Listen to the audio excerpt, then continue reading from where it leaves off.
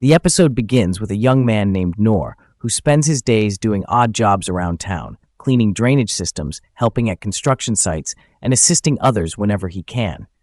Despite his selfless acts, he remains unnoticed by most. One day, while exploring the nearby forest, Noir stumbles upon a mysterious glowing cave.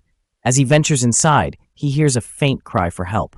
To his surprise, he finds a girl trapped by magic, guarded by soldiers, and a strange creature that resembles a cow. In the next scene, flashback reveal Noir's childhood, where he cared for his ailing mother. He would gather firewood, prepare medicines, and do everything in his power to make her comfortable. One fateful night, his mother passes away, leaving Noir to fend for himself. Determined to honor his mother's memory, Noir resolves to live life to the fullest. He begins exploring the world around him, learning valuable skills through trial and error. One day, while cleaning, he discovers an old book that sparks his interest in becoming an adventurer. Bidding farewell to his family's grave, Noir sets out to the nearby town, determined to register as an adventurer. However, his lack of skills and experience becomes a hindrance, as he is turned away from various training schools. Undeterred, Noir continues to train on his own, honing his abilities through sheer determination. Years pass, and Noir's dedication pays off. He becomes strong enough to create gusts of wind with a single slash of his wooden sword. With renewed hope, he returns to the Adventurers Guild, determined to prove his worth. Noir's persistence pays off, and he is granted the lowest rank, F rank, allowing him to take on odd jobs around the city. One day, while carrying out a task, he stumbles upon the same cave he had discovered earlier. Inside, he finds the girl he had saved, still guarded by soldiers and the strange cow-like creature.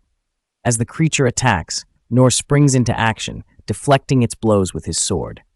When the creature turns its attention to the girl, Noir's sword begins to glow, and with a powerful strike, he defeats the creature, freeing the girl from her chains. Despite his victory, Noir remains humble, questioning his own abilities. He realizes that he must train even harder to become a true adventurer. The girl, grateful for his help, asks for his name, but Noir leaves without a word, determined to forge his own path.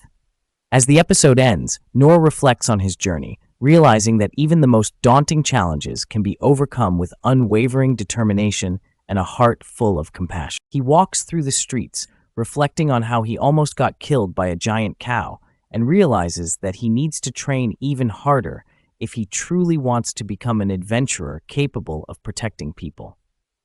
After the incident, the dungeon gets filled with the white-haired woman's guards.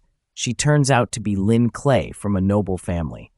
Her personal guard arrives and watches the dead Minotaur being inspected by scientists, while Clay's guards lay dead on the ground, covered by a white cloth. She immediately apologizes for not being there to protect her, but Lynn tells him not to worry about it. A little while later, another man named Dar enters and asks if she is fine and what happened. The news about the attack reaches her brother, Rai, who is completely shocked to find out that his sister was attacked by such a monster. He asks Dar whether he has any idea what a Minotaur was doing on the surface when it is supposed to stay in the innermost depths of the dungeons. Dar bows down and explains that this was definitely an assassination attempt. They discovered that the ring Lynn recently bought from a merchant had a mana stone of 90% purity, which is extremely rare. This was why the Minotaur attacked her group. Rai still seems unclear, as he doesn't understand why a Minotaur would want a mana stone, but Dar reveals that he believes the mana stone was cursed by the neighboring enemy kingdom of Derry, known for practicing dark magic. Rai agrees with this assumption, as lately, Derry's army has been harassing them on the outskirts. Now, such a brazen attack on Lynn, without even trying to hide it, proves that they want a war. Rai then asks Dar about the man who saved Lynn's life. But Dar claims they know nothing about him, apart from the fact that he killed the Minotaur with his broadsword in minutes, but escaped quickly afterward without even telling his name to Lynn. The next morning, Noir goes into the guild as if nothing happened. A chubby man immediately walks up to him, asking if he is fine. Noir seems confused, so the man explains that last night, a deadly monster emerged in the caves near his construction site, and that's why he was worried. Noir has no idea that the man is talking about the Minotaur he killed last night, as he thought it must be a low-level cow monster since he managed to defeat it. The chubby man tells Noir that he is lucky he left beforehand, because even a former A-ranked adventurer like him couldn't have done anything against such a strong beast. Noir wipes the dirt from his face and wonders what kind of monster could it be that even an A-ranked adventurer is scared of it. He thanks the gods that he only faced off against a giant cow. Noir asks what happened to the monster, and the man replies that some mystery man ended up killing the beast in a single blow, which shocks Noir. He wonders how strong that man must be to kill such a monster, not realizing that he is the man being talked about. Later, the man gives him his pay for the day, but tells him to get a real job as well, otherwise he won't be able to earn much. Before Noir can reply, a hooded figure appears behind him and calls out. Noir turns around to find the white-haired girl he saved yesterday. He asks how she found him, and she apologizes for following him, but claims she used her long-distance detection skill. He asks if she learned it from the thief schools, but she claims she is from the magician branch and has equal skills in all 6 branches. Lynn notices that she is drawing too much attention and asks Noir if they can talk somewhere more private. Before he can reply, the chubby man grabs him and asks what he did. Noir replies that he did nothing wrong, while Lynn deploys a soundproof barrier and asks him to come with her. They exit the building and walk through the streets to a desolate area, where she thanks him. She says that not only did he save her life, but he also saved many citizens. Noir still doesn't know how strong he is, so he claims that she is so talented and he must have ruined her plans by interfering. She tells him that's not true.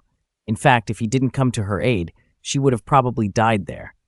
She then claims that she wants to reward him for his help, but Noir immediately replies that her gratitude is enough. Lynn, however, is not so easily pushed away and insists that she is a person of status, and even her father would like to thank him personally. He again refuses, which shocks Lynn, who cannot comprehend why a man would refuse a reward from a noble. She asks whether there is anything troubling him and even offers a lot of land if he wants it, but Noir keeps rejecting her offers. He tells her that he doesn't need anything from her, which makes her tear up as she feels obligated to repay him for his help. She tells him that she won't move from this place until he accepts her gratitude, which reminds him of the time when he did the same to one of the instructors of the healing school branch. He finally gives in and agrees to meet with her father, but refuses to take any over-the-top rewards. This makes her happy enough. And she uses magic to conceal both herself and him as they walk through the city back to her mansion.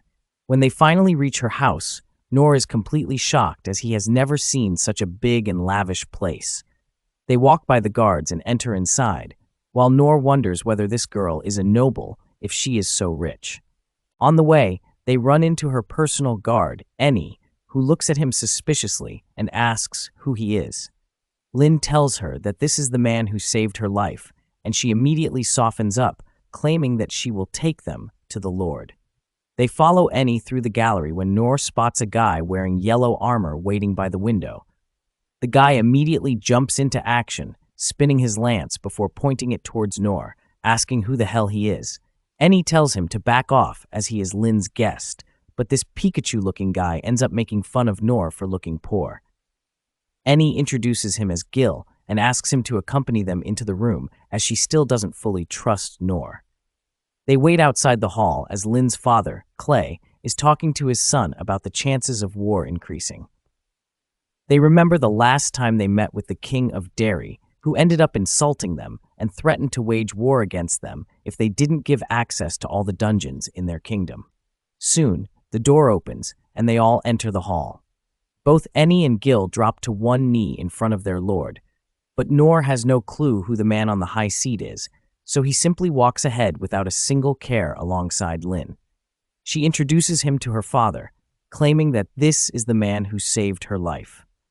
Immediately, the lord gets up from his seat and moves towards Noir, thanking him for saving the life of his girl. Noir tells him that he is not a noble and has never talked to nobles before, so he doesn't know how to properly behave. The Lord doesn't seem to mind, as he laughs and shakes Noir's hand before asking him to choose anything he wants for a reward. Noir immediately declines, claiming that he neither wants land nor gold. The Lord seems confused but tells him that if he wants, he can have half the treasure of the oldest dungeons in the world that fall in their kingdom. Arai advises against it, as the treasure is worth more than a small country's GDP, but to their surprise, Noir refuses it as well, claiming that he doesn't want any kind of gift from them.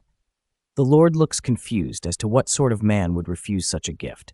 He then walks over to his seat and takes out the giant black sword behind it, which used to be his personal weapon during his adventuring days. Rai seems a bit worried, but his father tells him that it's fine, as the sword should be used on the battlefield and not kept as a decoration. He hands it over to Noir, who grabs the handle and immediately realizes that the weapon is heavier than anything he has ever used. Noir thinks that it is just a random second-hand sword, so he decides to accept it as a gift, as he wants all of this to end quickly so he can go back to work. Noir thinks that it is just a random second-hand sword, so he decides to accept it as a gift, as he wants all of this to end quickly so he can go back to work. The Lord asks him to swing it once, and to his surprise, Noir simply uses one hand to swing the sword so strongly that it creates a wind blast around them. Noir looks at the Lord and tells him that it's a bit heavy, but he will manage, which makes Clay laugh, as he can't believe this man just swung a two-handed great sword with a single hand. Clay asks whether he would like to train Lin a little bit, as it is getting very dangerous nowadays, which puts a smile on the girl's face. But Noir immediately declines, claiming that there is nothing he could teach her, and decides to leave. On the way through the gallery, he looks at the sword once again and realizes that it is the same size as the drainage ditch, which means that he can use it to scoop out dirt from the ditch much more efficiently. Before he could leave, though, he gets stopped by Gil, who puts a lance to his face, telling Noir that he wants to see whether he is worthy of that sword. Noir wonders whether he will ever be able to leave this mansion to get back to work. Stay tuned for more epic recaps, and don't forget to like, share, and subscribe for more exciting anime stories. Until next time, keep watching anime.